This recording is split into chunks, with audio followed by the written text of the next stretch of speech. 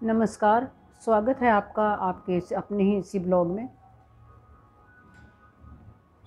कल सुबह उठते ही एक दुखद समाचार सुनकर मन बहुत दुखी हो गया। लता मंगेशकर की देवासन की खबर सुन के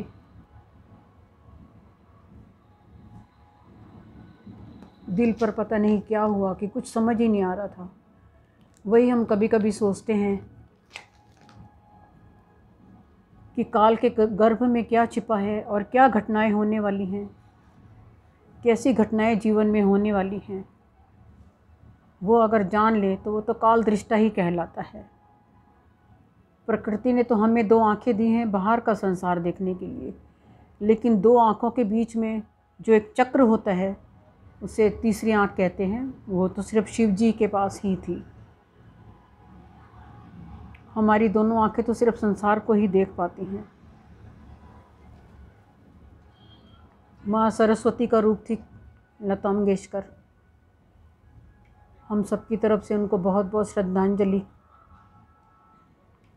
माँ सरस्वती ने भी अपने उसी रूप को बसंत पंचमी के दिन ही बुला लिया। 92 इयर्स की एज में भरपूर जीवन जिया। उनके समकालीन थे, कवि थे, जो गायक थे,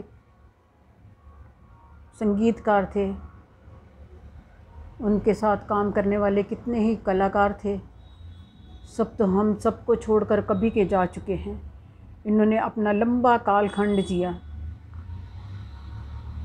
और बहुत ही अच्छी तरह से जीकर ये हमसे विदा हुई। लेकिन फिर भी उनके जाने पर हमें बहुत दुख हुआ। हमें लगा भगवान के घर में तो माँ सरस्वती चली गई, लेकिन हमारी दुनिया बेनूर हो गई उनके जाने से। बचपन से उनके गाने सुनते सुनते हम बड़े हुए हैं। आज भी कुछ गाने याद आते हैं तो सिर्फ लता के याद आते हैं, बाकी हम कुछ सोच नहीं पाते। हमें तो बचपन में ये भी नहीं पता था, हम सभी गानों का यही समझते थे कि लता जी ने ही गाए हैं।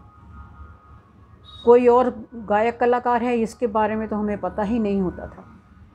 बाद में पता चला कि बहुत से गायक कलाकार हैं, लेकिन लता जी के सिवाय हमें किसी भी गायक कलाकार के गाने याद नहीं रहते थे।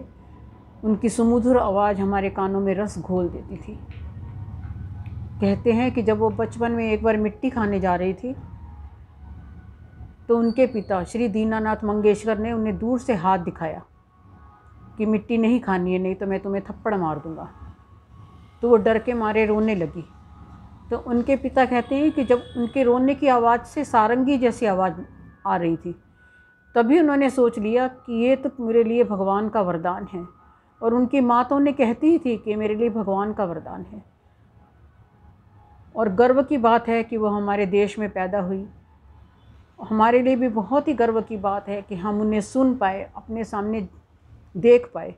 आने वाली पीढ़ी सोचेगी कैसे गाती थी, कैसी होगी। हम लोगों ने तो कम से कम इतना ज़रूर देखा है, महसूस किया है उनकी आवाज़ को, सुना है। महसूस तो नहीं किया, सुना है। सॉरी, क्या बोलने को शब्द ही नहीं है मेरे पास। मन इतना दुखी हुआ था कल कि धीरे धीरे सब लोग इतने अच्छे अच्छे कलाकार चले गए, आज कोई नहीं है। कहते हैं एक उनके थे, एक हसरत जयपुरी थे उनका नाम। उन्होंने कहा था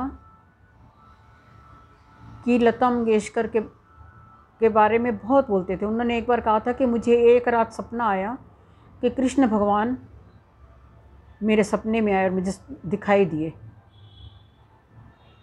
मैंने उनके पैर पकड़ लिए। उनसे मैंने कहा कि कान्हा, आपने तो कहा था कि मैं हर युग में आऊँगा, आप तो इस युग में आए ही नहीं। तो बोले नहीं, मैं नहीं आया, लेकिन मैंने अपनी बांसुरी भेज दी है। उस बांसुरी का नाम है लता। लता को अगर उल्टा किया जाए तो उसका ताल बनता है।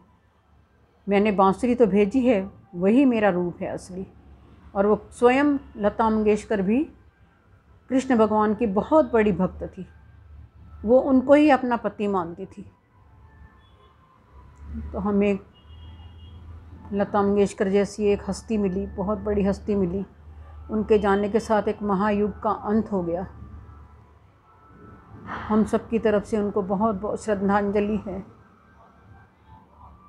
मैं यहीं पर समाप्त करती हूँ, क्योंकि मेरे से शब्द ही समझ में नहीं आ रहे, मुझे क्या बोलूँ, कुछ समझ में नहीं आ रहा। मैं अपना ब्लॉग यहीं पर समाप्त करती हूँ। आशा है आपको कुछ समझ में आया, अच्छा लगा होगा। तो प्लीज़ लाइक और शेयर ज़रूर करें।